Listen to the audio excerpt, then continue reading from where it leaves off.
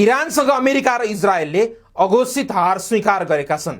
February 28 मा सर्वोच्च नेता अयतुल्लाह अली खामेनी सहित कयौं वरिष्ठ नेता र सैन्य अधिकारीहरू मारिएपछि इरानले जवाफमा मध्यपूर्व र दक्षिण एसियाबाटै अमेरिकाको एकल सर्वोच्चता र अस्तित्व नै समाप्त पारेको छ। इस्लामिक सत्ता ढाल्न शक्तिशाली मिसाइल आक्रमण गरेको अमेरिकाले खरबौंको क्षति बेहोर्न थालेपछि अमेरिका इरानसँग सम्झौताका लागि तयार भएको छ। युद्धको 2 हप्तामा नै इरानले अमेरिकालाई घुँडा टेकाउन सफल भएको छ। धार्मिक शासन रहेको इरानले स्ट्रेट अफ होर्मुज बन्द गरिदिएपछि यति बेला विश्वभर ऊर्जा सङ्कट आइलागेको छ।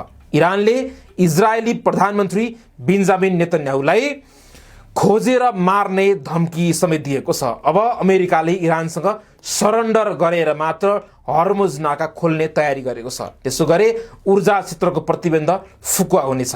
के अमेरिका इरानलाई मिसाइल परीक्षण गर्न दिने शर्त मान्न तयार होला त? हेर्न बाँकी छ।